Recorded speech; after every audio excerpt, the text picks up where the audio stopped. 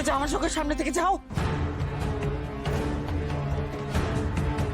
কি হলো দিদি, হঠাৎ তুমি শাওনের উপর এরকম রাগারাগি করছো কেন? কারণটা ওকে জিজ্ঞেস করো তুমি। আমাকে ইচ্ছে করে এই মেয়েটা ধাক্কা দিয়ে ওখান থেকে ফেলে দিয়েছে। কিসের এত শত্রুতা তোমার আমার সঙ্গে? এসব তুমি কি বলছো পিসিমণি? আমি তোমাকে ধাক্কা মারিনি। চুপ, একটা কথা বলবে না। আমাকে ওখান থেকে ধাক্কা মেরে এখন ভালো মানুষই দেখাচ্ছ। তোমার লজ্জা করে না?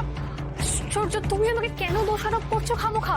আমি তো তোমার গায়ে একটা আঙুল অব্দি ঠেকাইনি পিসিমণি। মিথ্যে কথা একদম বলবে না শাওন। তুমি ছাড়া কে ধাক্কা দেবে ভালো মাকে? ভালো মার পেছনে তুমিই ছিলে, আর কেউ ছিল না। আচ্ছা, আমার মনে হচ্ছে কোথাও একটা ভুল হচ্ছে। আচ্ছা দিদি, তুমি বলো না, শাওন তোমাকে কেন শুধু শুধু সিঁড়ি থেকে ধাক্কা মেরে ফেলতে চাইবে? কি লাভ ওর? সেটা ওকেই জিজ্ঞেস করো না বিথিকা। তুমি তো জানো আমি স্পষ্ট কথা বলে দিই, মুখের উপর বলে দিই ওর কোনো ভুল ত্রুটি হলে। সেই জন্য ও আমাকে সহ্য করতে পারে না। বীরু, আমি তোকে বলছি শোন, আমি বুঝতে পারি তো প্রত্যেকটা কথায় আমার মুখে মুখে কিরকম তর্ক করে, কি খারাপ ব্যবহার করে আমার সঙ্গে। আমি মানছি শাওন, তুমি আমাকে সহ্য করতে পারো না, তা বলে তুমি আমাকে একেবারে ধাক্কা দিয়ে ওই সিঁড়ি থেকে ফেলে দেবে? সত্যি বলছি বাবা, আমি ধাক্কা মারিনি পিসিমণিকে। আচ্ছা, এখন এসব কথা থাক না দাদা, দিদিকে তুলে বসাতে হবে। এক সুন্দরী, এদিকে এসে সাহায্য করো। ম্যাডি, আস্তে আস্তে আস্তে করো। চেষ্টা কর, সাপোর্ট দিচ্ছি না। আয় আয় আয়, সাবধানে দিদি।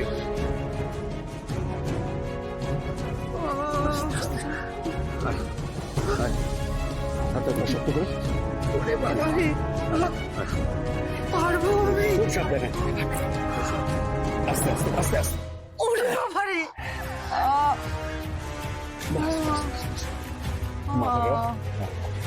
সুন্দরী, এখনই আইস ব্যাগটা নিয়ে এসো।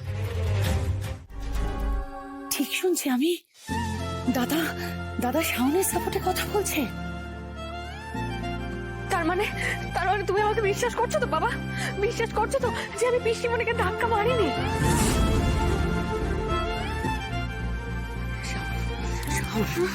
তুই উপরে যা, আমি কথা বলছি। যা যা। দাদা, আমি ডক্টরকে কল করেছি, উনি এক্ষুনি আসছেন। বেশ।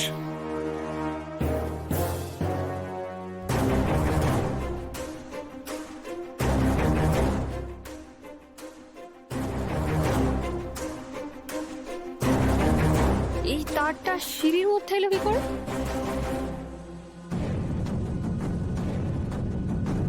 পিসিমণি, এই দেখো, এই তারটা সিঁড়ির এক কোণায় বাঁধা ছিল।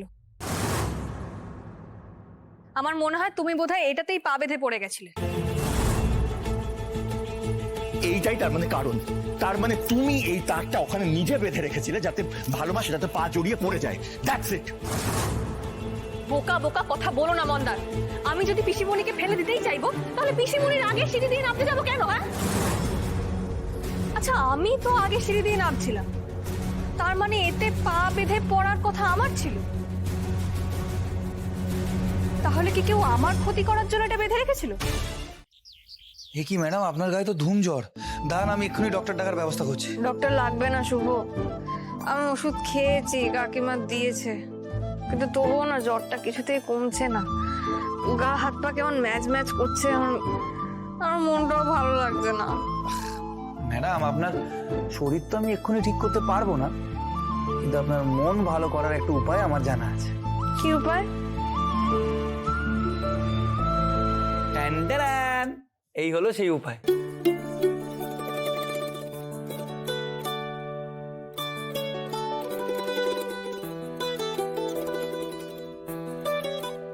এটা তো বাবার পেন।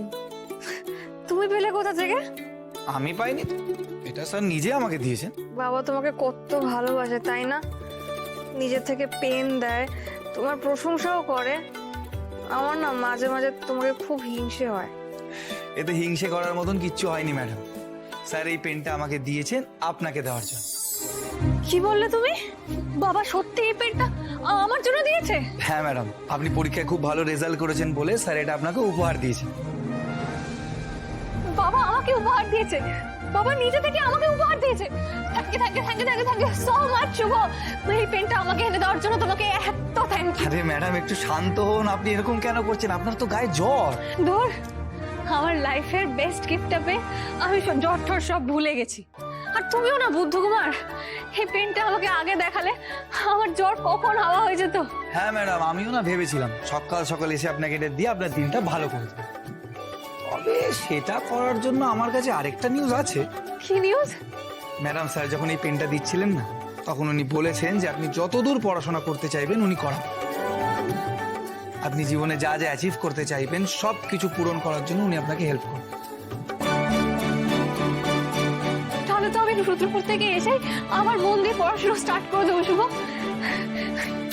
কিন্তু তার জন্য ম্যাডাম আপনাকে সুস্থ হতে হবে, আর সুস্থ হতে গেলে বিশ্রাম নিতে হবে।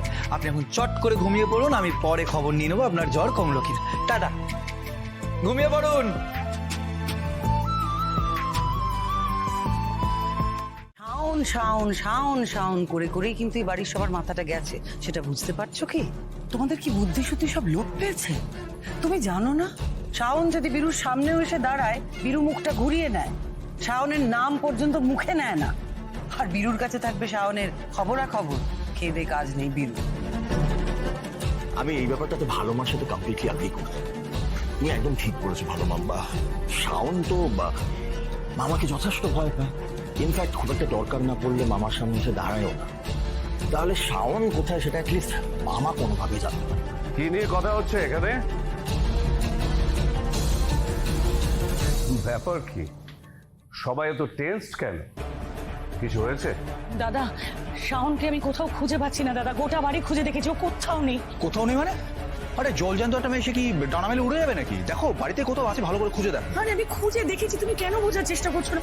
ওর শরীরটা ভালো নেই, জ্বর হয়েছিল, শরীরটা আরো খারাপ করেছে কিনা এটা ভেবে আমি গোটা বাড়ি খুঁজছি। আমি পাচ্ছি না গো রাজীব, ওকে কোথাও, আমার খুব টেনশন হচ্ছে এবার।